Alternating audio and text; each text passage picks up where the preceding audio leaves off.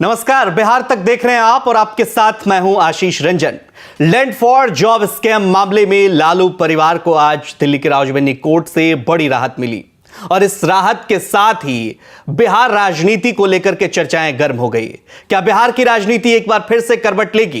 क्या नीतीश कुमार पर एक बार फिर से वही प्रेशर पॉलिटिक्स आरजेडी का काम करेगा जो आज से 15-20 दिन यानी ईडी और सीबीआई की छापेमारी से पहले कर रहा था? इसको लेकर चर्चाएं तेज हो गई है। इन सब के बीच सवाल यह भी है कि 2024 तक जो 2024 में जो लोकसभा का चुनाव होना है, उस चुनाव में आरजेडी का जो मनोवैज्ञानिक प्रेशर होता है वो थोड़ा कम हुआ है। कार्यकर्ताओं में जो जिस तरह से आज तस्वीरें आई पटना से निकल करके या फिर दिल्ली से जो तस्वीरें निकल करके सामने आई, क्या आरजेडी कार्यकर्ताओं में वो जोश वापस दिख रहा है? क्योंकि लालू प्रसाद को राहत मिलना निश्चित रूप से कार्यकर्ताओं में हमेशा से जोश भरता रहा। इन सब के बीच यह समझना होगा कि उन्हें सिर्फ जमानत मिली है, मामले में वो बरी नहीं हुए, केस अभी आगे चलेगा। इन्हीं विषयों पर हम चर्चा करेंगे कि बिहार राजनीति पर इसका क्या कुछ असर दिखने को मिलेगा। नीतीश कुमार की राजनीति पर जो अब तक चुप्पी साधे थे, क्या एक बार फिर से वो राजनीति करवट लेगी? भारतीय जनता पार्टी की राजनीति क्या होगी? क्योंकि अमित शाह का जो तूफानी दौरा है वो भी बिहार में लगातार होने वाला है। आने वाले कुछ दिनों में एक बार फिर से वो बिहार आ रहे हैं। इन सब के बीच सवाल यह है कि बिहार की राजनीति से जुड़ी जो तमाम चीजें चल रही हैं, हैपनिंग जो हो रहा है बिहार में, अभी हर political party, Bharatiya Janata party एक तरफ वेट एंड वॉच की स्थिति में, इन तमाम मुद्दों पर आज हम चर्चा करेंगे। मेहमानों का रुख कर लेते हैं। हमारे साथ रमेश तिवारी सर हैं, एग्जीक्यूटिव एडिटर हैं आज तक के, सर बहुत बहुत स्वागत है। अमिताभ भूषण सर हैं, वरिष्ठ पत्रकार हैं, सर आपका भी बहुत बहुत स्वागत। राजेश्वर जी, राजनीतिक विश्लेषक हमारे साथ जुड़े हुए हैं। राजेश्वर जी, आपका भी बहुत बहुत स्वागत। आज राजेश्वर जी आपसे शुरुआत करते हैं, चूंकि आप राजनीतिक विश्लेषक हैं और देखिए जिस तरीके से आज लालू प्रसाद यादव को और उनके पूरे परिवार को जो भी इस मामले में थे उनको एक राहत फौरी तौर पर मिली है। इस फौरी राहत के बाद क्या बिहार की राजनीति फिर से करवट लेगी? जो ठंडा बस्ता में चला गया था तेजस्वी यादव को मुख्यमंत्री बनाने की मांग, एक बार फिर से आरजेडी की तरफ से वो बात उठाई जाएगी क्या? देखिए, बिहार में स्थिति ऐसी है कि महागठबंधन की जो सरकार चल रही है इसमें दो पार्टियां हैं प्रमुख रूप से, जदयू और आरजेडी। इन दोनों के नेताओं ने अपनी क्रेडिबिलिटी को खो दिया है और राजनीति में दुनिया के किसी भी क्षेत्र की राजनीति हो उसमें इस विश्वसनीयता का बड़ा रोल होता है। और खास करके बिहार, उत्तर प्रदेश जैसे राज्यों में यदि हमने विश्वास खो दिया तो उसकी पुनर्वापसी उतनी आसान नहीं है। और अभी सिर्फ जमानत मिली है, ये राहत है, राहत जरूर है लालू परिवार के लिए और आरजेडी के लिए राहत जरूर है, लेकिन इसमें क्लीन चिट नहीं मिल गया है और उनको ऐसा नहीं कह दिया गया कि नहीं, उन्होंने जितने भी कुकृत्य किए हैं अभी तक उस सब में उनको बरी कर दिया गया है और वो निवृत्त हो गए हैं। और इसके बाद पूरे बिहार के पूरे जनमानस का मन बदल जाएगा और सहानुभूति की लहर दौड़ जाएगी। ऐसी बात नहीं है। यह 21वीं सदी का भारत है और 21वीं सदी के भारत में जो बिहार है, यह राजनीतिक रूप से बिहार की जनता सबसे ज्यादा मैच्योर होती है भारत में और यह समझ रही है कि नीतीश जी अब इस बार इधर रहेंगे या उधर रहेंगे। उसी मैच्योर जनता ने आरजेडी को एक बड़ी पार्टी के रूप में बनाया। रमेश तिवारी सर, पार्टी के लिहाज से और राजनीति के रूप से इसे देखें तो कैसे समझते हैं इसे? क्योंकि ये सवाल इसलिए है रमेश तिवारी सर कि 2024 का जो लोकसभा चुनाव है, कहीं ना कहीं महागठबंधन बनाम भारतीय जनता पार्टी का ये चुनाव है और भारतीय जनता पार्टी भी एकला चलो की नीति पर है। ये राहत जो है, फौरी राहत जिसका हम जिक्र कर रहे हैं, इससे कार्यकर्ताओं में एक जोश आप देखते हैं क्या? आरजेडी कार्यकर्ताओं में देखिए जोश तो दिखता है मुझे, लेकिन ये राहत नहीं है आशीष। देखिए, इसलिए कि सीबीआई ने जमानत का विरोध नहीं किया, हमको राहत इसको कहना मेरे हिसाब से गलत है, क्योंकि सीबीआई ने जमानत का विरोध नहीं किया। ये कानूनी प्रक्रिया है। चार्जेस अक्टूबर में फ्रेम हुए, 16 अभियुक्त थे जिसमें लालू, हमारी नजर लालू, राबड़ी और वीसा भारती पे थी, लेकिन और भी 13 अभियुक्त थे। 13 जब एक बार चार्जेस फ्रेम हो जाते हैं कानूनी प्रक्रिया के तहत, तो सारे अभियुक्तों को सशरीर उपस्थित होना पड़ता है, प्रेजेंट होना पड़ता है कोर्ट के सामने, और कोर्ट में बताया जाता है कि ये चार्जेस है आपके खिलाफ और अब ट्रायल शुरू होगा। ठीक है, तो ये मुझे तो लगता नहीं, पहली बात तो राहत है, राहत कहना ही इसको गलत है, क्योंकि ये आज से ये चार्जेस फ्रेम हुए हैं। हाँ, आप इसका दूसरा राजनीतिक पक्ष देख सकते हैं कि मैसेजिंग, क्योंकि चूंकि सीबीआई ने जमानत का विरोध ही नहीं किया, तो जमानत का जब विरोध ही नहीं किया तो जमानत मिलना ही था। तो और चूंकि स्वास्थ्य की दृष्टि से भी वो उनकी हालत अभी लालू जी की ऐसी नहीं है कि उन्हें जमानत न मिले, लेकिन चूंकि आज ये कानूनी प्रक्रिया थी इसीलिए जमानत मिलना था, इसीलिए कोई राहत नहीं है, ना फौरी राहत है। राहत नहीं है, सीबीआई अगर विरोध करती, नहीं अगर सीबीआई ने विरोध ही नहीं किया तो उनको सीबीआई को रिमांड पे ही नहीं चाहिए था, तो लालू को तो बेल मिलना ही था पहली बार। अब पॉलिटिकल मैसेजिंग के तहत अब आप आरजेडी वाले समझा सकते हैं और आरजेडी को समझाना भी चाहिए, और लड्डू फेंक के मारेगा बीजेपी पे। पत्रकारों की और एक मिनट दोनों पक्ष को जानने की कोशिश कर रहे हैं। जी सर, हाँ नहीं, लड्डू जो है, लड्डू का जो इस्तेमाल हुआ है, लड्डू जो फेंका फेंकी में हाथापाई जो हुई है, और हरिभूषण ठाकुर पे जो लड्डू उन्होंने, उनको आरजेडी वालों ने, और सबसे बड़ा मजेदार तो ट्वीट है आरजेडी का।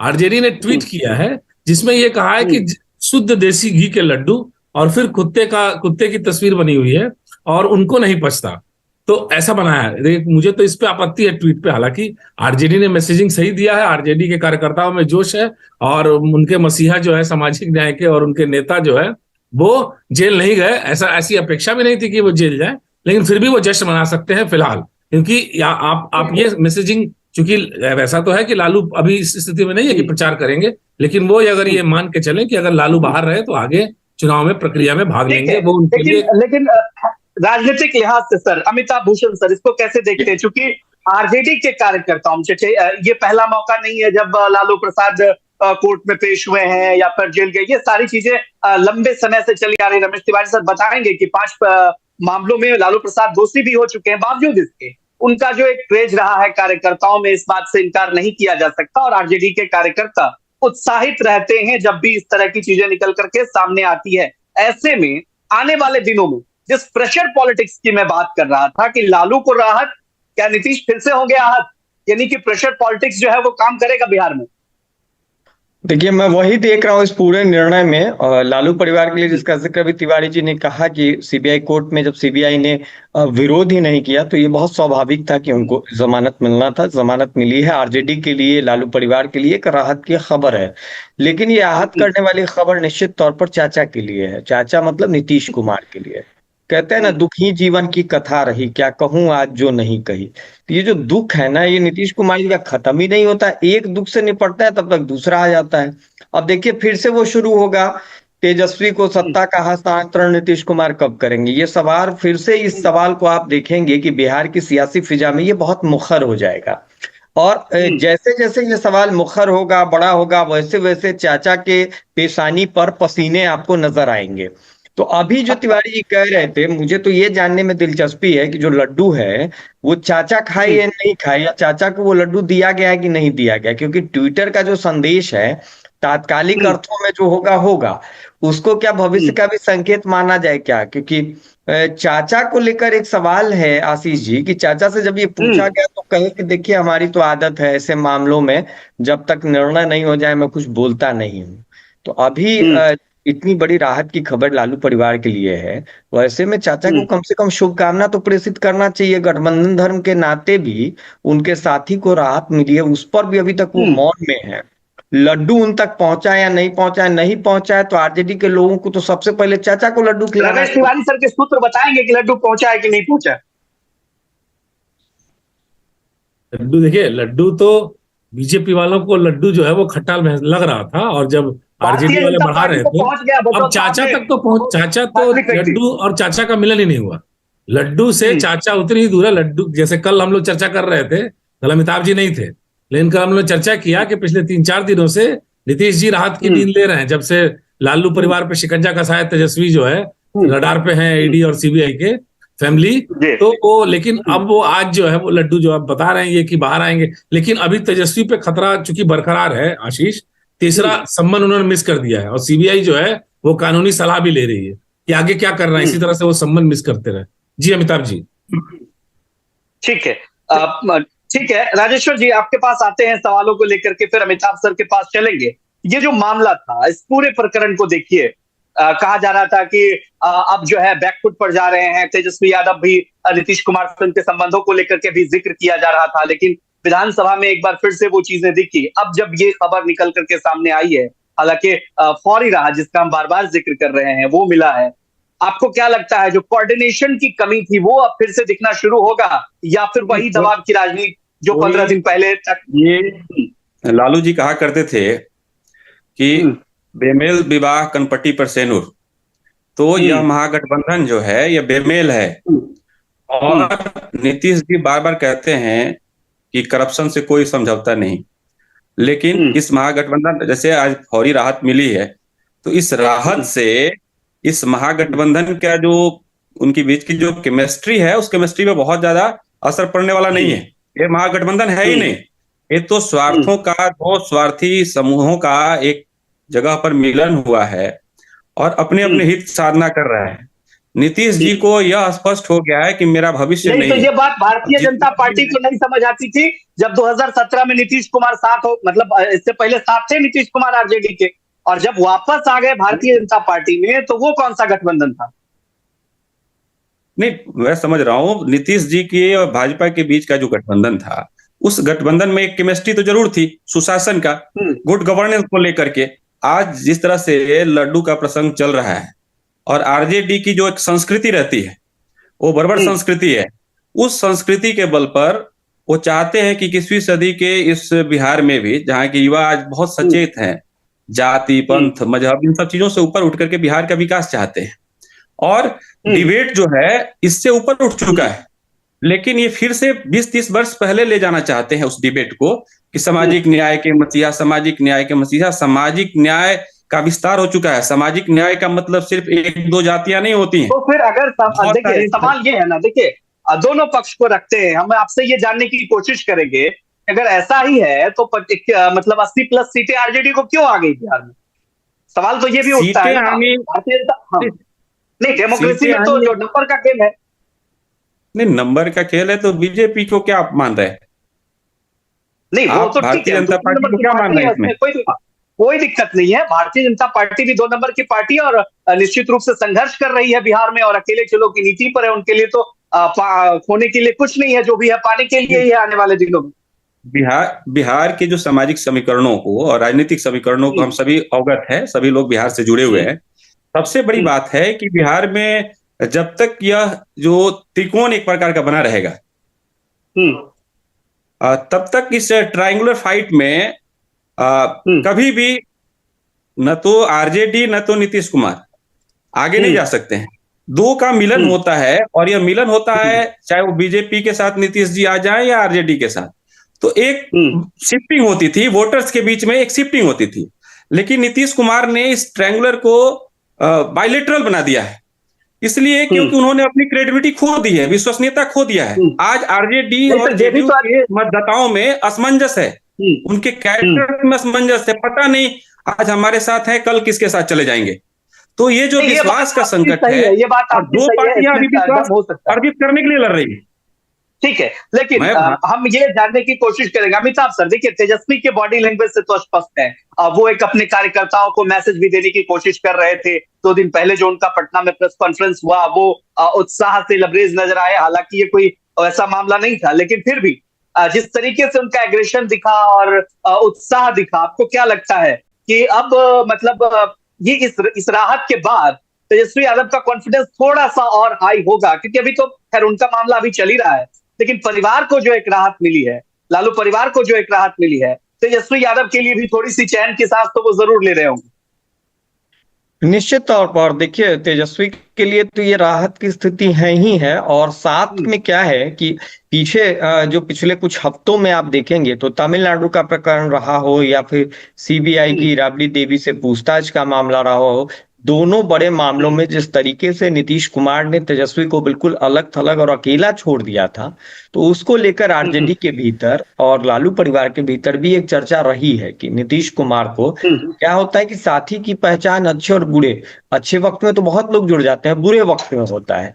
तो जब लालू परिवार के लिए परेशानी का वक्त था, जब उनके लिए कठिनाई का वक्त था, तो नीतीश कुमार अपना पल्ला झाड़ लिए कि देखिए ऐसे मामलों में तो मैं बोलता नहीं हूं। और तमिलनाडु के प्रकरण में तो उन्होंने तेजस्वी की छवि को जितना वो कमतर कर सकते थे उन्होंने कर दिया। भरी विधानसभा में तेजस्वी को मजाक का पात्र बना के उन्होंने छोड़ दिया। तो मामला केवल लैक ऑफ कम्युनिकेशन का नहीं था, ये नीतीश कुमार का राजनीतिक चातुर्य था, जिसका उपयोग वो हमेशा करते रहे हैं।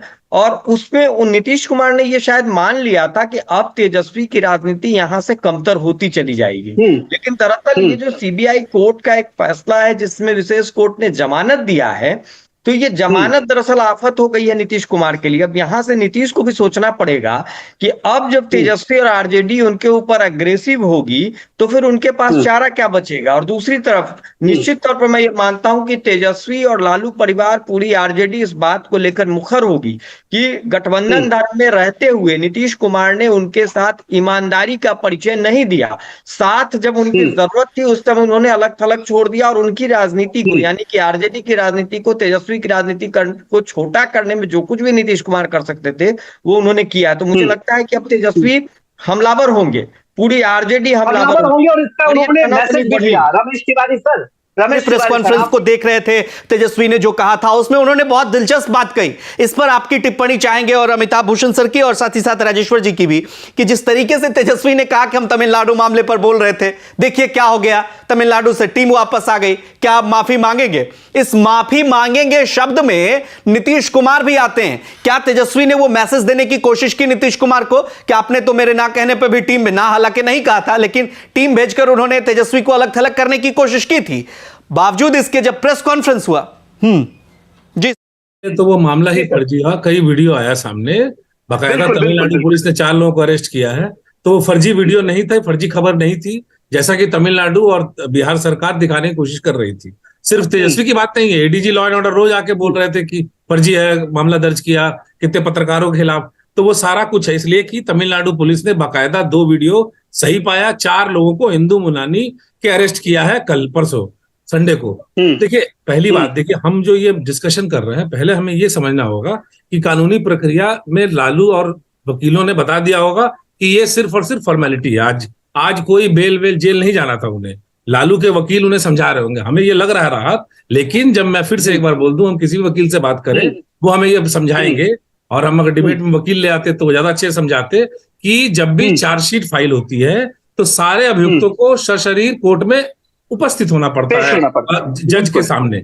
अब जो है मजिस्ट्रेट के सामने या जज के सामने। इस मामले में लालू अपीयर नहीं हुए थे, मुख्य अभियुक्त 3 लोग, इसलिए कि वो लालू स्वास्थ्य लाभ कर रहे थे और किडनी का ट्रांसप्लांटेशन उनका हुआ था। तो ये आज एक फॉर्मेलिटी थी। सीबीआई ने जब विरोध ही नहीं किया तो हम उसको राहत, अब मेरी व्यक्तिगत राय है कि मैं उसको राहत नहीं कहूंगा, आप लोग अपने विचारों। दूसरी बात, तीसरी बात, ये सवाल था सर, इसमें ऐड ऑन कर दे रहा हूं सर, डिलीवर होता है जनता तक। क्योंकि देखिए, आपने भी देखा, आरजेडी ने ट्वीट कर दिया मिठाई। हाँ, आरजेडी मनोज झा आज सवेरे जब जा रहे थे तो बोले हाँ अपीयर होंगे, फॉर्मेलिटी है। तेजस्वी ने परसों बाइट दी थी कि हाँ भाई, उसी विधानसभा में सेकेंड हाफ में जब पहुंचे थे, हाँ भाई वो चार्जशीट है तो जाके अपीयर होंगे, उसमें क्या। देखिए, इसमें मैसेज ये था, मैसेज ये नहीं है। हम जो है आरजेडी को शुरू से कम करके आंकते हैं, जो ज्यादातर पत्रकार। आरजेडी चाहे लालू चारा घोटाले में, एक तो करप्शन मुद्दा ही नहीं है बिहार में, मतलब सिर्फ और सिर्फ कुछ जमातों के लिए मुद्दा है, पहली बात। दूसरी बात कि लालू 4 मामले में दोषी पाए गए, फिर भी उनका 30% से वोट, जब वो विपक्ष में भी रहते थे तब भी 30% से वोट कभी कम नहीं आया। मतलब मुस्लिम यादव समीकरण उनका जीवन में इतना स्ट्रांग था। लोकसभा में आया भी तो असेंबली के किसी भी इलेक्शन में 90 के बाद, जब वो जेडी या जब भी वो पार्टी चला रहे हैं, 30% से वोट कभी कम नहीं आया। आप सत्ता में आए ना आए, सत्ता में आने के लिए 30% से थोड़ा ज्यादा वोट चाहिए होता है, 5-7%। और अलायंस जब नीतीश और बीजेपी ने किया तो उनको मात दिया, लेकिन लालू का वोटिंग परसेंटेज गिर गया, हार गए सत्ता से, तो उनका बहुत कमजोर हो गए। ऐसा बिल्कुल नहीं है, हमेशा 30% वोट वो हमेशा साथ लेके चले, बना रहता है, ये हमेशा बना रहता है। तो ये हमें डिस्कोर्स में समझाना होगा, और इसी 30% के जरिए लालू और तेजस्वी को तय करना है कि नीतीश एड ऑन कर पा रहे हैं, नीतीश ट्रांसफर करवा पा रहे हैं या नहीं करवा पा रहे हैं, तो आगे की दिशा तय होगी। कि बीजेपी ने तो तय कर लिया कि नीतीश एड ऑन नहीं कर पा रहे, लेकिन लालू और तेजस्वी को तय करना है कि क्या नीतीश एसेट है या लाइबिलिटी।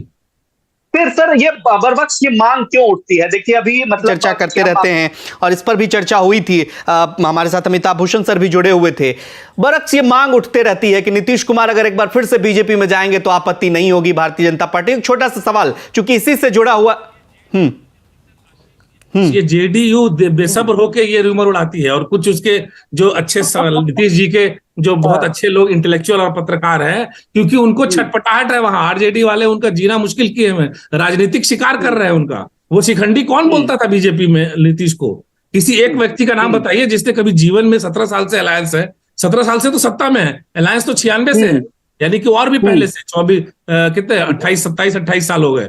तो इसमें किसने बीजेपी वाले ने शिखंडी बोला? आरजेडी भाषा की और शब्दों की मर्यादा अलायंस में रहते हुए भी लांघती है, और वो नीतीश का जो जिस तरह से पॉलिटिकल शिकार करते हैं या अटैक करते हैं, वो नीतीश की छटपटाहट है कि वो ये मैसेज देना चाह रहे हैं कि नहीं नहीं भाई, बीजेपी वाला ऑप्शन है भाई, ताकि आरजेडी में उनकी बार्गेनिंग, आरजेडी भी डरे, काडर भी डरे, तेजस्वी भी डरे, लालू भी डरे। ठीक है। डॉक्टर राजेश्वर जी, आपसे ये जानने की कोशिश करेंगे, क्योंकि देखिए रमेश तिवारी सर भी कह रहे थे कि नेचुरल एलाइज नहीं है दोनों पार्टियां, बावजूद इसके अभी एक दूसरे की जरूरत है। और अब इसी जरूरत पे अब चूंकि ये मामला अभी निकल करके सामने आया और जो मैसेज लोगों तक गया या पहुंच भी रहा है आरजेडी के लोगों के द्वारा, आपको क्या लगता है इसका असर दिखेगा? अब मतलब दोनों पार्टियां एक बार फिर साथ होंगी, या फिर जिसका हम जिक्र कर रहे थे वो हावी हो जाएगा, एक बार फिर से सुधाकर सिंह जैसे लोग निकल करके सामने आएंगे, रामचंद्र पूर्वे जैसे लोग निकल करके सामने आएंगे, और वो दबाव की राजनीति जो है एक बार फिर से शुरू होगी? आशीष जी, मैं रमेश तिवारी जी से बिल्कुल सहमत हूं।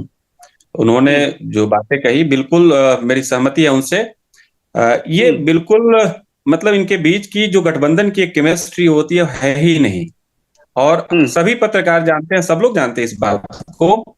और नीतीश कुमार जी को जिस तरह से दम घुटता है इस आरजेडी के साथ शासन चलाने में, अभी विपक्ष में तो रहे नहीं नीतीश जी आरजेडी के साथ जब भी इधर रहे हैं तो सत्ता में ही रहे, बीजेपी के साथ उन्होंने संघर्ष भी किया है और जमीन पर संघर्ष भी किया है। ये सबसे बड़ा अंतर है दोनों के बीच में। दूसरी बात है कि जैसा कि उन्होंने कहा कि इतने वर्षों के शिखंडी कभी किसी ने बीजेपी के लोगों ने नहीं कहा नीतीश जी को पूरा सम्मान दिया, बल्कि नीतीश जी को स्टेबल करने में बीजेपी की बड़ी भूमिका है। बीजेपी ने अपनी एक बड़ी लीडरशिप को खो दिया नीतीश जी को स्थापित करने में। लेकिन आज के समय में फिर से जो आरजेडी मुखर होगा इस विषय के बाद, और नीतीश जी को जो छटपटाहट है, उनका जो एक दमघोटू वातावरण है वो और बनेगा महागठबंधन में। लेकिन ऐसा प्रतीत होता है कि किसी भी कीमत पर नीतीश कुमार की स्थिति आज की डेट में ऐसी नहीं है कि अपने वोटर्स को इधर से उधर मूव करा पाए। इसका लाभ न तो बीजेपी को मिलने वाला है, न आरजेडी को मिलने वाला है। बीजेपी ने एक अल्टरनेटिव तो नीतीश कुमार के जो वोटर हैं, सर ये जानने की कोशिश करेंगे आपसे, चूंकि देखिए नीतीश कुमार इतने दिनों से मुख्यमंत्री हैं, पार्टी मर्जर की भी बात निकल करके सामने आ रही है, हालांकि जेडीयू ने सिरे से खारिज कर दिया है। लेकिन अगर वोट ट्रांसफर की कैपेसिटी नीतीश कुमार में नहीं है तो जेडीयू के वोटर कहां जाएंगे फिर? देखिए, उनके पांव के नीचे जमीन नहीं। कमाल ये है कि उनको और आरजेडी को अब भी यकीन नहीं। हकीकत तो यही है कि नीतीश कुमार के पास वोट बैंक के नाम पर एक बड़ा शून्य बचा है। और ये बात मैं कोई हवा में नहीं कह रहा हूं। हाल के 3 उपचुनाव के परिणाम को देखिए, उससे पहले बिहार विधानसभा के आम चुनावों के परिणाम को देख लीजिए। नीतीश कुमार 3 नंबर की पार्टी बने बिहार में, और जब उपचुनाव हुआ तो जो उनकी जाति के वोटर का जो बूथ था, वहां भी नीतीश कुमार को वोट नहीं मिल पाया। और जिस अति पिछड़ा कम्युनिटी के वोट के ठेकेदारी का वो दावा करते रहे, वो कम्युनिटी बड़ा चंक उसका, चाहे वो गोपालगंज रहा हो, मोकामा रहा हो या फिर कुरहनी रहा हो, तीनों जगह वो बीजेपी में शिफ्ट हुआ। तो ये बहुत साफ तौर पर बताता है कि नीतीश कुमार के पांव के नीचे अब कोई जमीन नहीं बची है। पहले भी अगर आप कहेंगी तो नीतीश कुमार दरअसल मैनेजर और डीलर बहुत अच्छे थे। कभी वो बीजेपी की जमीन बेचते थे, कभी वो आरजेडी की जमीन बेचते थे। दरअसल उनके पास जमीन नहीं, फंसा के रखते थे सर। ये बात भी किसी और की थी, बेच वो लेते थे। तो अभी ये बिल्कुल एक्सपोज हो गया है। और रही बात अभी जिसका तिवारी जी जिक्र कर रहे थे, राजेश्वर जी ने भी कहा कि भाई किसी ने शिखंडी बीजेपी में नहीं कहा, तो बीजेपी वालों को ये सत्यानुभूति नहीं हुई होगी या उनमें साहस नहीं रहा होगा। ये साहस का मामला और अनुभूति का मामला है। ये अनुभूति आरजेडी के भीतर सुधाकर सिंह को हो गया। उन्होंने अपनी अनुभूति को साहस के साथ पूरे बिहार के सामने रखा। नीतीश कुमार भी ने ये नहीं कहा कि मुझे शिखंडी कहने में आपत्ति है, क्योंकि नीतीश कुमार भी उस सच को जानते हैं। तो नीतीश कुमार ने ये नहीं कहा कि उन्होंने मुझे शिखंडी क्यों कहा। ये भी नहीं कहा कि मैं आहत हूं, मेरी पार्टी तोड़ने की साजिश है, मेरे चरित्र को खराब करने की साजिश है। कुछ नहीं कहा उन्होंने। और आरजेडी ने भी एक नोटिस पूछ लिया कि डियर प्रिय सुधाकर जी, आपका इस मामले पर क्या मामला है। वो नोटिस भी इस समय तक है कहीं पड़ा हुआ। लॉलीपॉप की भूमिका जो उस नोटिस से निकली थी वो नीतीश कुमार के अहम को तुष्ट कर दी। तो ये शिखंडी शब्द जो है वो आत्मानुभूति का मामला है, सत्यानुभूति का मामला है और साहस के साथ बताने का मामला है। तो सुधाकर जी ने पूरे साहस के साथ, शिद्दत के साथ पूरे बिहार को बताया है कि आप उसमें देखिए। और जब ब्रॉडर पर्सपेक्टिव में आप देखेंगे, विस्तार से नीतीश कुमार जी के चरित्र को देखेंगे ना, तो बिहार के बहुत सारे लोग उसमें सामंजस्य ढूंढ लेते हैं।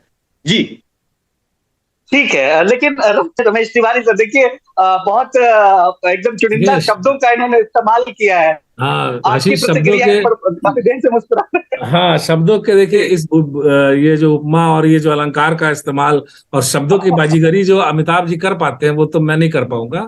और लेकिन मैं ये कहूंगा जरूर कि शिखंडी, इन्हीं की बात को आगे बढ़ाते हुए कि शिखंडी कहे 4 महीने हो गए, नोटिस भेजे भी 2 महीने हो गए और अभी तक कुछ नहीं हुआ।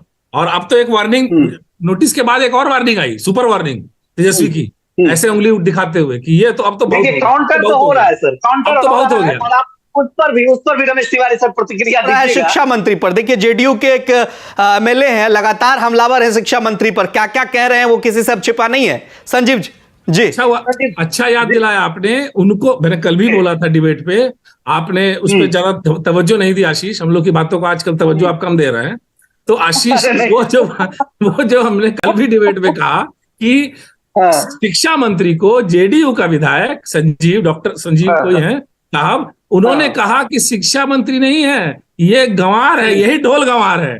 तो आप समझ लीजिए कि 2 अलायंस में पार्टियां हैं और एक अलायंस की पार्टी को, मुझे इस पे घोर आपत्ति है, क्योंकि मेरा अपना मानना है कि नीतीश कुमार जो आजकल मौज कर रहे हैं, शिक्षा जब मुख्यमंत्री बने हुए हैं, वो सिर्फ और सिर्फ आरजेडी की बदौलत है। और आरजेडी लगातार बीजेपी, आरजेडी के आइडियोलॉजी में कंसिस्टेंसी है। आरजेडी बीजेपी का 30 साल से, लालू यादव वो एक शख्स है जो कि एक बार मुख्यमंत्री बनने के बाद, जब वो 1990 वीपी सिंह के जमाने में बीजेपी और आरजेडी जेडी जब भी साथ थे, उसके अलावा लालू और उसका कोई कनेक्शन नहीं रहा, लालू और बीजेपी का। तो इसमें हमेशा आइडियोलॉजिकली उन्होंने अपोज किया है, लेकिन और उनका स्टैंड भी कंसिस्टेंट रहा। हालांकि वो अलग बात है कि तेजस्वी ने थोड़ा सा उसमें मॉडर्न चीजें, मुद्दे घुसाए और अब वो सब आरएसएस और गोलवलकर से आगे बढ़े, जो लालू जहां टिके रहते थे। लेकिन मेरा अपना मानना है कि आरजेडी का 30% वोट है बिहार में आज भी, और इतना ही बीजेपी का वोट है। तो यही 2 प्लेयर है, और बाकी जो प्लेयर, जो जैसे अमिताभ जी ने जो शब्द इस्तेमाल किए, उन शब्दों को जोड़ लीजिए, आप खुद ही ऐड कर लीजिए। तो वो उसके कारण मौज कर रहे हैं। और उनके पास जो 5-7-10% कमाई थी जमा पूंजी, जिससे कि वो तराजू का जो भार है वो इधर उधर कर देते थे, कभी इस पलटी कभी उस पलटी, तो अब वो भार कम हो गया है।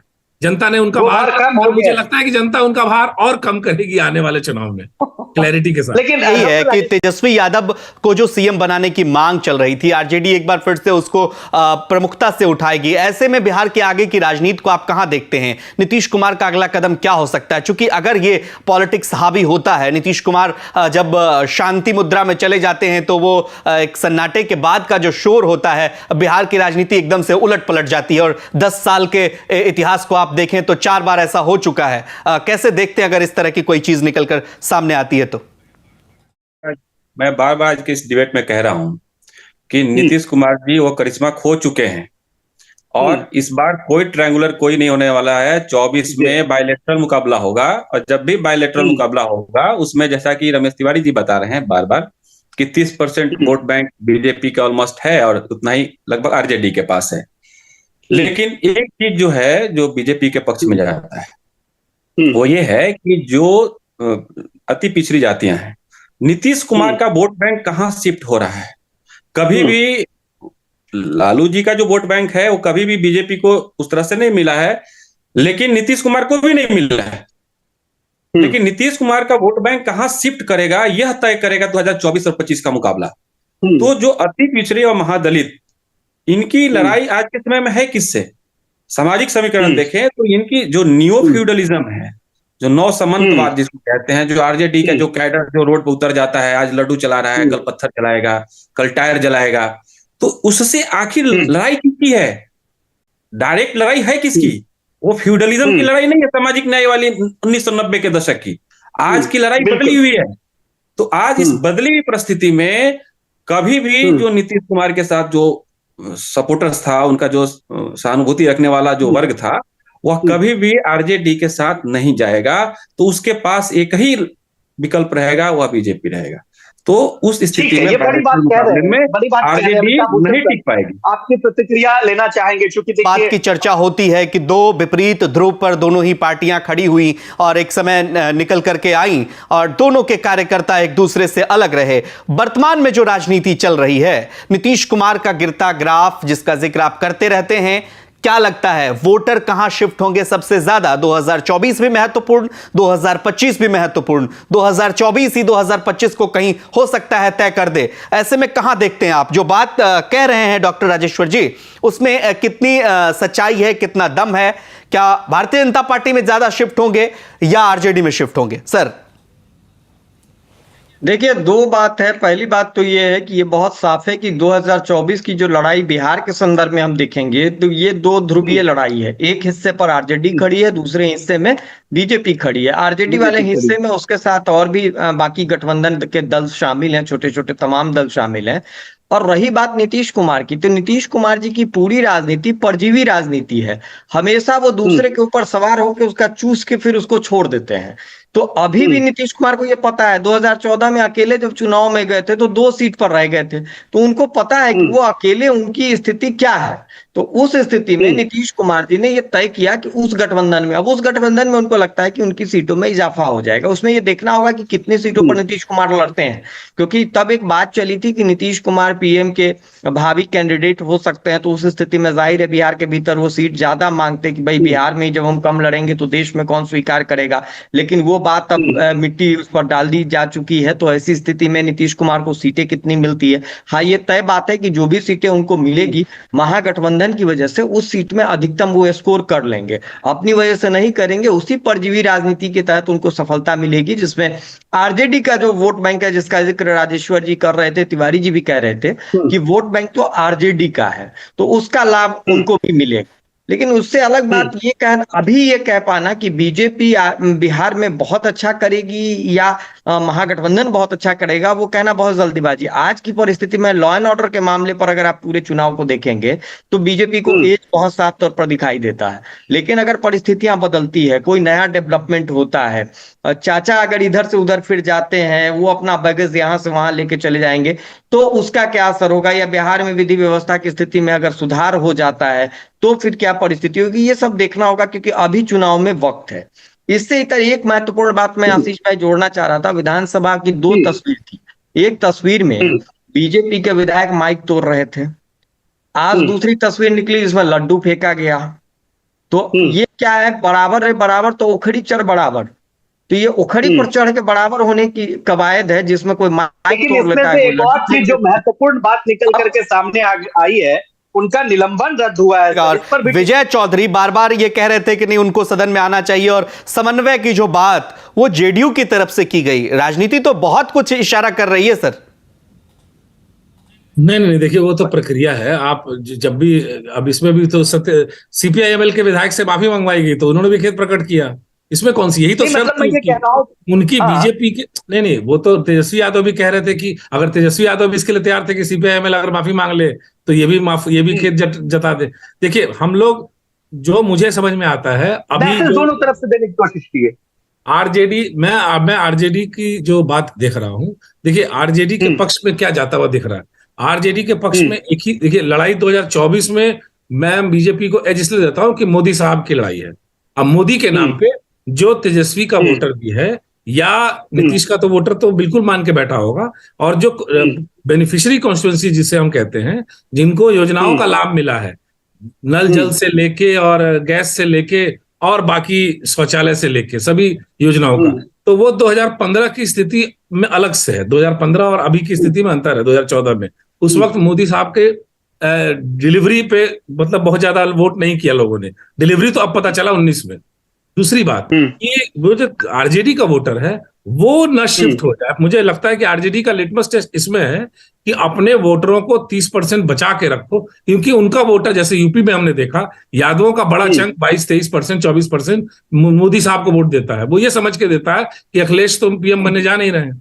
तो वो जो समाजवादी पार्टी का वोट है, उसी तरह क्या बिहार में आरजेडी का वोटर, खासकर यादव समाज, मुस्लिम से तो हमें उम्मीद है कि वो तो जहां कमल है उसको जो हरा सकता है उसी पे बटन दबाएगा, ये तो हम मान के चलते हैं। बीजेपी की हुआ सर, ये उपचुनाव में तो ऐसा नहीं हुआ। नहीं, वो तो AIM देखिए, AIM अरे 2-4 वो तो देखिए, तो ओवैसी फैक्टर काम किया ना, बीजेपी को नहीं दिया ना। मैं तो बीजेपी की बात कह रहा हूँ कि बीजेपी पे जो कमल पे हराएगा उसी को वोट देगा, जो स्ट्रांग होगा, जो कमल को हराएगा उसी को स्ट्रांग देगा। तो हम मुसलमान की बात नहीं कर रहे हैं वोटरों की, यादव वोटरों की को भी सुरक्षित रखना लोकसभा में, क्योंकि ये लालू और तेजस्वी का सबसे बड़ा चैलेंज है, क्योंकि लोकसभा की वोटिंग अलग होती है। ये हमने चुनाव दर चुनाव देखा, खासकर मोदी ने इन चीज को बदला है। तो मोदी पैटर्न में और विधानसभा में वही वोटर जी जान से तेजस्वी को सीएम बनाने के लिए वापस जा सकता है। तो ये जो पैटर्न है, और आरजेडी मुद्दे होते हैं और क्षेत्रीय दलों की भी बात हमेशा, इस पे भी चर्चा कर लेते हैं थोड़ा सा एकेडमिक, चूंकि बिहार तक के दर्शक इसको भी समझें कि बिहार की जो दो पॉलिटिकल हाँ बिल्कुल वो हमारा सब्जेक्ट, बिल्कुल उस पे आएंगे सर। वो इसी पे मैं आ रहा हूं। घोटाले की जो बात उठ रही है लगातार, अब देखिए इस मामले को लेकर के उसी सवाल से शुरू कर लेते हैं। माफी चाहेंगे डॉक्टर राजेश्वर जी, सहानुभूति का भी फैक्टर काम करेगा क्या यहां पर? क्योंकि लालू परिवार को जो अभी राहत मिली है, इससे पहले आरजेडी के लोग लगातार ये कह रहे थे कि परिवार को परेशान किया जा रहा है, ये मैसेज देने की भी कोशिश की गई। ये फैक्टर कितना काम करेगा? फिर आएंगे उस सवाल पे जी। सहानुभूति का फैक्टर जो है ना, ये उनके कैडर जो है, आरजेडी के जो कार्यकर्ता हैं, वो भी समझ रहे हैं इस चीज को कि कहीं ना कहीं दाल में काला है। वो इस बात को मान लिए हैं कि पहले वाली स्थिति नहीं है। आज मीडिया है, सोशल मीडिया है, और इस स्तर पर वो समझ रहे हैं कि कहीं ना कहीं इस तरह की चीजें हुई है तेजस्वी जी के स्तर पर या लालू परिवार के स्तर पर, तभी जाकर के बार बार इस तरह के कोई आज के समय में चाह करके भी पूर्वाग्रह से ग्रसित होकर के या इस तरह से इंटेंशनली किसी को नहीं इस तरह से शोषित कर सकता है। तो सहानुभूति तब होती है जब विश्वास नहीं हो। हाँ, ये अलग बात है। लेकिन वोट बैंक में कमी नहीं आई अमिताभ सर, वोट बैंक में कमी नहीं है। राजेश्वर जी भी कह रहे हैं ठीक है फैक्टर नहीं काम करेगा, लेकिन वोट बैंक में कमी नहीं आई आरजेडी के इन सब के बावजूद। देखिए, 2-3 चीज आशीष जी समझना पड़ेगा। पहला तो ये जिसका भी जिक्र तिवारी जी कह रहे थे, मुस्लिम समाज के वोट का, तो प्रधानमंत्री कहते हैं कि मुस्लिम बहनों का वोट उनको मिलता है जिनको उन्होंने हलाला से और 3 तलाक से मुक्ति दिलाई है। तो पता नहीं बिहार में कितना % मिला है, नहीं मिला है, वो तो मोदी जी और उनकी पार्टी बताएगी। और यादव कम्युनिटी से लीडरशिप, पहले भूपेंद्र यादव को बिहार में प्रभारी बनाया गया, नित्यानंद यादव को केंद्र में मंत्री बनाया गया, उनकी सुरक्षा बढ़ाई गई। तो वो उन तमाम चीजों का असर क्या बिहार के चुनाव में होगा? क्योंकि लाभुकों में यादव समुदाय के भी लोग हैं, मुस्लिम समुदाय के भी लोग हैं। नित्यानंद राय की जी सर, आप अपनी बात पूरी करिए। तो क्या वो वोटर, लाभुक तबके का वो वोटर क्या प्रधानमंत्री के साथ जाएगा या वो हार्डकोर आरजेडी के साथ रहेगा? एक तो ये देखना होगा। दूसरी बात जो आप कह रहे हैं कि सिंपैथी का लाभ होगा कि नहीं होगा, लालू यादव बहुत अच्छा कम्युनिकेट करते थे। एक जमाने में वो कहते थे कि हमारा वोटर टीवी नहीं देखता, हमारा वोटर अखबार नहीं पढ़ता है। इस समय भी परसेप्शन बैटल में तेजस्वी जिस तरीके से उसने अपनी राजनीति को बड़ी की है, और लालू यादव की बेचारगी की छवि जिस तरीके से प्रचारित की गई है, बताया गया कि तेजस्वी यादव की गर्भवती पत्नी घर में थी और फिर भी ईडी सीबीआई उनको प्रताड़ित कर रही थी। तो ये सारी नैरेटिव अगर आरजेडी अपने वोटर समूह के भीतर इसको ठीक से एस्टेब्लिश कर लेगी, तो उस स्थिति में उनको सहानुभूति वोट भी मिलेगा। वो उसमें मानने में कहीं कोई मुझे गुरेज नहीं है। लेकिन इस सब के बीच में जो बात मैं जोड़ना चाह रहा था, 2 बात जोड़ना था मुझे। एक तो विधानसभा के भीतर बिहार के शिक्षा मंत्री की चर्चा हो रही है। जब वो सदन में खड़े हुए तो आसन ने उनसे 2 बार कहा कि अरे भाई, आपको शिक्षा बजट पर बात करना है, आप मानस पर बात करना है। और जिसका जिक्र भी हुआ, जेडीयू के लोगों ने, आरजेडी के लोगों ने भी उस टोका शिक्षा मंत्री को कि क्या बोल रहे हो, बोलना किसी और विषय पर है, बोल किसी और विषय पर हो। और कमाल की बात है कि चंद्रशेखर ये नहीं बता रहे थे नीतीश कुमार को कि जो कुछ भी आपने किया है, मानस में तुलसीदास ने लिखा है, कर्म प्रधान विश्व करी राखा, जो जस करहि तसहि फल चाखा। तो अब श्रीमान फल चखने का वक्त आपका आ गया। ये चंद्रशेखर उनको नहीं बता रहे हैं, मानस की वो वाली पंक्ति उनको सुना रहे हैं जिसका संदर्भ जेडीयू के विधायक चंद्रशेखर से जोड़कर देख रहे हैं, उसका संदर्भ नीतीश कुमार से भी जुड़ सकता है, लेकिन जो दूसरा उनके मतलब का था वो नहीं बता रहे थे। एक और महत्वपूर्ण बात मैं जोड़ना चाह रहा था आशीष भाई, कि ये जो पूरा प्रकरण है लैंड फॉर जॉब का, इसमें आप एक चीज देखिएगा कि बिहार में रेल मंत्री के तौर पर स्वर्गीय रामविलास पासवान हुए, संचार मंत्री भी रहे, बहुत लोगों को उन्होंने नौकरी दी। उनकी कंस्टिट्यूंसी में देख लीजिए, हाजीपुर मुजफ्फरपुर में कितने लोगों को रामविलास पासवान ने नौकरी दी, लेकिन कभी रामविलास पासवान के ऊपर ये आरोप नहीं लगा था कि जमीन लिखवा के नौकरी दे रहे हैं। और लालू यादव ने ऐसा फॉर्मेट लाया कि जिस फॉर्मेट में नौकरी के बदले जमीन, वो भी डी कैटेगरी में, जो ग्रुप डी के लोग हैं उनसे भी आप जमीन ले रहे हैं, उनके ऊपर टिकट वितरण में भी ये आरोप लगा। तो बिहार की जनता इसको भी समझ रही है, ऐसा नहीं कि नहीं समझ रही, लेकिन ये है कि एक जो वोटर तबका है, जो एमवाई उनका समीकरण है, उसमें भले इन सारी चीजों का बहुत असर नहीं हो, लेकिन बाकी का जो तबका, जो तेजस्वी ने कोशिश की थी लालू यादव की तस्वीर को हटा करके अपने चुनाव अभियान से A to Z बनाने की बात जो तेजस्वी कह रहे थे, उसमें भी ये जो पूरा प्रकरण है वो डेंट करेगा, ऐसा मैं मानता हूं आशीष जी। ठीक है रमेश तिवारी सर, बात उठी है लैंड फॉर जॉब स्कीम की। 5 ऐसे मामले जिसमें लालू प्रसाद दोषी हुए, आरोपी अब नहीं रहे वो, और अब जो है, आप देखिए ये मामला तो अभी चल ही रहा है। तो आपको क्या लगता है, क्या भारतीय जनता पार्टी इसको बेहतर तरीके से, हालांकि अभी उन्होंने जातीय समीकरण का जिक्र किया, मेरा तो मन था पहले उस पर सवाल ले लें, लेकिन आपको लगता है कि भारतीय जनता पार्टी इसको अब और बेहतर तरीके से अपने लोगों को समझा पाएगी, बता पाएगी, और इसका फैक्टर जो है वो, इसका लाभ भारतीय जनता पार्टी को मिलने वाला है, क्योंकि अब तो और आक्रामक मोड में भारतीय जनता पार्टी आ गई है, सदन से लेकर सड़क तक। आशीष ऑलरेडी ऐसे सोशल मीडिया पे शेयर कर रही है। बीजेपी का आईटी सेल काफी मजबूत है आरजेडी की तुलना में। आरजेडी अपने मैसेज कम्युनिकेट करने में उतनी फास्ट और उतनी स्विफ्ट नहीं है जितना बीजेपी का है। उसने ऑलरेडी ये मैसेज कम्युनिकेट किया जा रहा है कि 1996 में चारा घोटाले में पहला मामला दर्ज किया गया। किसकी सरकार थी? कांग्रेस की सरकार थी, यूपीए उस वक्त बना। फिर बाद में यहाँ इंद्र कुमार गुजराल और वो सारे मंत्री आए, मुख्य प्रधानमंत्री रहे। उसके बाद जो है देवगौड़ा, इंद्र कुमार गुजराल से होते हुए फिर कांग्रेस की सरकारों से होते हुए आज जो है 96 में पहला दर्ज हुआ, चार्जशीट 1997 में। अब तो बीजेपी कहीं मतलब स्ट्राइकिंग डिस्टेंस में नहीं थी सत्ता में, अपने से तो सत्ता में 2014 में आई, और वाजपेयी जी भी आए तो काफी दलों के साथ आए। तो ये कह देना कि सिर्फ, और यही चीज मुझे आश्चर्य होता है कि मतलब दर्शकों को यह बताना भी जरूरत है, हालांकि आरजेडी इस जो लड़ाई है, इस काउंटर को वो उतने स्ट्रांगली नहीं कर पा रही है कि 2009 में इन्हीं ललन सिंह साहब ने, जो आज सर्टिफिकेट बांट रहे हैं लालू को और तेजस्वी को, इन्होंने ही पीसी करके कहा, सारे सबूत दिए सीबीआई को। पटना में अगस्त में 2009 में उन्होंने एक प्रेस कॉन्फ्रेंस बुलाया। मैं चारा घोटाले की बात नहीं कर रहा, चारा घोटाले भूल जाइए, अब मैं लैंड फॉर जॉब पे आ गया। लैंड फॉर जॉब पे की पहली बार डॉक्यूमेंट के साथ, तथ्यों के साथ प्रेस कॉन्फ्रेंस करके राजीव रंजन उर्फ ललन सिंह जी ने, जो आजकल जेडीयू के अध्यक्ष हैं, राष्ट्रीय अध्यक्ष, उन्होंने ये सारा रखा।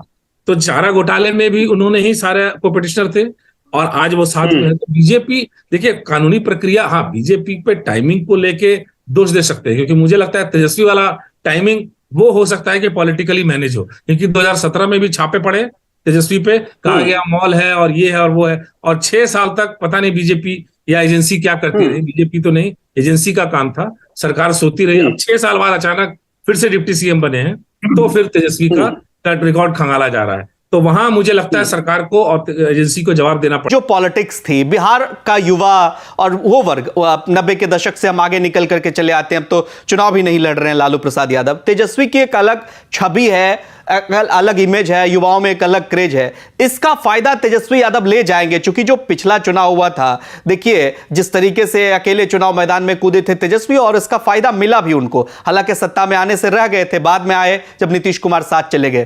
क्या लगता है?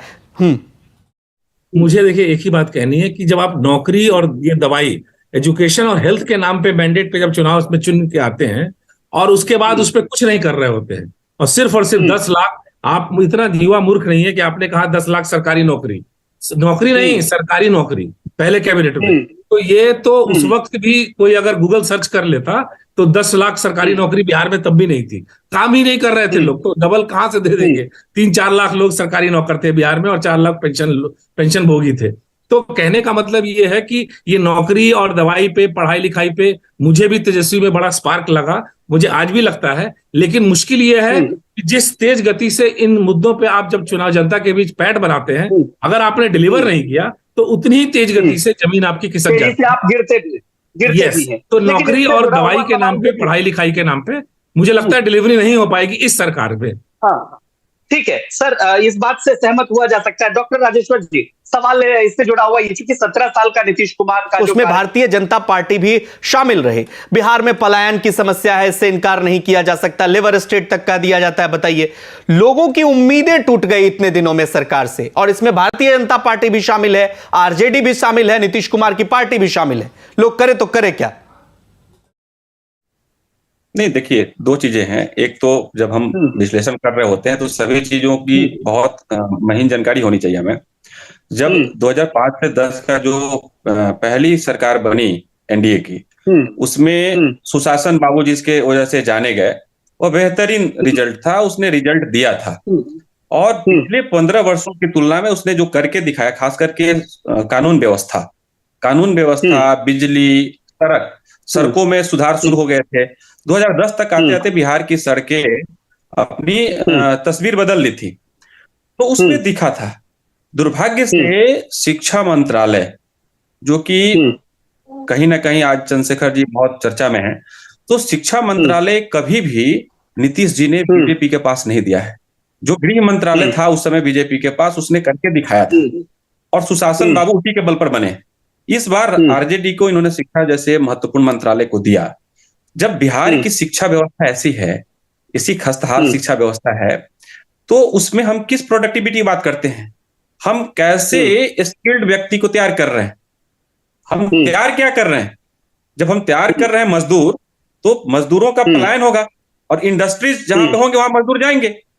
हमने किसी को बहुत मेडिकल इंस्टीट्यूट्स खोल दिए हों, या नई यूनिवर्सिटीज खोल दिए हों, या यहाँ की जो हायर एजुकेशन है नहीं, तो आप बताइए ना, सरकार साथ में थी भारतीय जनता पार्टी कुमार थे, कितनी यूनिवर्सिटियां खुली सर? इसका रिकॉर्ड है मेरे पास, बताइए आप।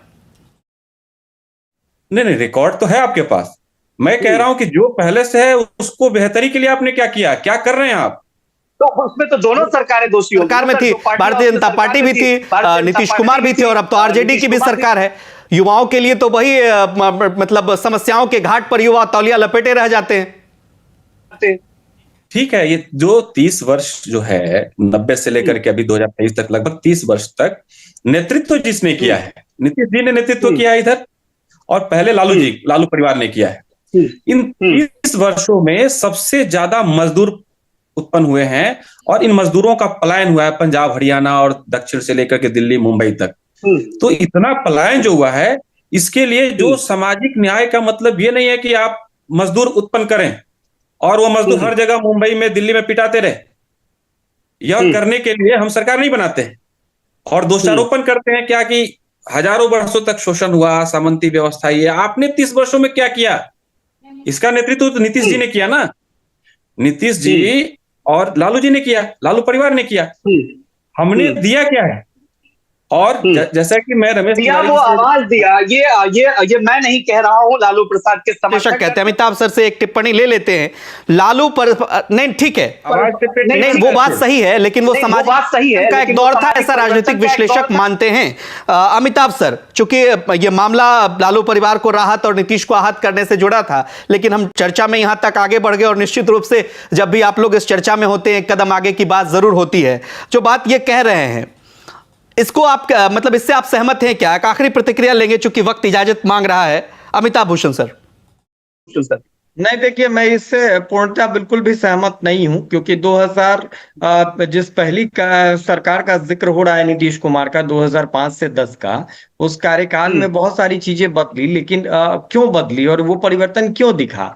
क्योंकि वो ऐसा नहीं था कि बहुत क्रांतिकारी परिवर्तन हो गया, क्योंकि 5 के पहले की जो परिस्थिति थी वो परिस्थिति इतनी खराब थी कि 5 में जैसे ही थोड़ा सुधार हुआ, और वो भी ये नहीं भूलना चाहिए कि 5 से 10 के बीच में जो सड़कों का जाल बिछा उसमें केंद्र की योजना का बड़ा असर था। बहुत बड़ी बीजेपी के कार्यकाल में अगर आप स्वास्थ्य मंत्री के तौर पर चंद्रमोहन राय साहब और शिक्षा मंत्री के तौर पर पीके साई जो जदयू के थे, उनके कार्यकाल को अगर छोड़ दे तो जितने भी शिक्षा मंत्री, स्वास्थ्य मंत्री तो बीजेपी के ही मंगल पांडे रहे, उनके राज्य में जितना स्वास्थ्य का अमंगल हुआ है वो किसी से छुपा हुआ थोड़े है। बिहार में स्वास्थ्य व्यवस्था की कैसी दुर्दशा थी सबने देखा, परिवहन मंत्रालय इनके पास था। आप भागलपुर चले जाइए पटना से, क्या दुर्दशा, एक बस तक नहीं है जाने के लिए। तमाम मामलों में आप देख लीजिए, पीडब्ल्यूडी इनके पास था। पीडब्ल्यूडी में आप मिथिला के क्षेत्र में चले जाइए, कोसी के बेल्ट में चले जाइए, सड़कों की खस्ताहाल स्थिति रही, तो क्या उसके लिए प्रेम कुमार और नंदकिशोर यादव जवाबदेह नहीं थे? वो सारी जवाबदेही नीतीश कुमार के माथे कैसे आएगी? तो ये मैं मानता हूं कि इसमें बीजेपी के भी जो निकम्मे लोग थे उनकी भी बराबर की जवाबदेही थी, जवाबदारी थी, और ये सब लोग जानते हैं। और रही बात नीतीश कुमार की, बात सही है कि नीतीश कुमार के पास शुरू से अब तक हमेशा गृह विभाग रहा है, तो कानून व्यवस्था के सवाल पर चाहे जो भी परिस्थितियां रही है उसकी जवाबदेही सीधे सीधे नीतीश कुमार की है। और इस वक्त भी आरजेडी के स्तर पर अगर आप देखेंगे तो उनकी एक बड़ी चूक है, जैसे उन्होंने चंद्रशेखर जैसा छीछा मंत्री बना दिया, सुधाकर सिंह जैसे उनके मंत्री थे, वो क्या सवाल कर रहे थे नीतीश कुमार से, और बिहार के किसानों के हित पर बढ़ रहे थे नीतीश कुमार के कारण उन्होंने उनको हटा दिया। और इसको रखे हुए हैं जो कभी शिक्षा की बात ही नहीं करता है, तमाम शिक्षक अभ्यर्थी जिसके बारे में हर रोज बताते हैं कि भाई ये कहीं से शिक्षा मंत्री के योग्य नहीं है। तो अयोग्य लोगों को आरजेडी ने भी सरकार में मंत्री बनाया, जेडीयू ने तो बनाया ही बनाया है। तो इस सब परिस्थिति में आरजेडी के पास एक अवसर था राजनीति बड़ी करने का, पर वो अवसर उन्होंने उसको कमतर किया, उसका लाभ नहीं उठाया। और बीजेपी के माथे पर भी बीजेपी के तमाम ऐसे लोग हैं जिनकी अगर पोल पट्टी खोलनी शुरू हो जाए, नल जल तक में आ जाए, ये बहुत दिन पीछे की बात नहीं है। विनोद नारायण झा थे मंत्री उस समय, देख लीजिए उठा करके क्या स्थिति हुई नल जल की बिहार में। बिहार बीजेपी के जो मंत्री थे उनके विभागों की भी स्थिति अगर आप देख लेंगे तो किसी मामले में बेहतर नहीं थी, उनकी स्थिति भी उतनी ही बदतर थी जितने इस समय है। तो इसलिए जवाबदेही बने बनाए सड़क का गड्ढा खुद गया था। ठीक है, चलिए सर, बिहार की राजनीति कहां करवट जिसका जिक्र आप तीनों मेहमानों ने किया कि आगे की राजनीति क्या होगी, लालू प्रसाद पर जो ये आरोप लगे थे और ये अभी जो मामला चल रहा है इस पर भी अभी फैसला आना बाकी है, कुछ हुआ नहीं अभी, तो एक तरह से फौरी तौर पर जमानत मिली है। लेकिन इन सब के बीच जो प्रेशर पॉलिटिक्स है वो कितना काम करेगा, और जो चर्चा के आखिरी में हमने सवाल उठाने की कोशिश करी कि जो आखिरकार युवा हैं, रोजगारी की समस्या है, महंगाई की समस्या है, शिक्षा व्यवस्था की समस्या है, इन सब समस्याओं पर कुछ पहल नहीं हो रहा है। आगे भी हम इस तरह की चर्चा जारी रखेंगे। आपको यह चर्चा कैसे लगी हमें कमेंट करके जरूर बताइएगा, और बिहार की तमाम खबरों के लिए आप देखते रहिए सिर्फ और सिर्फ बिहार तक। नमस्कार।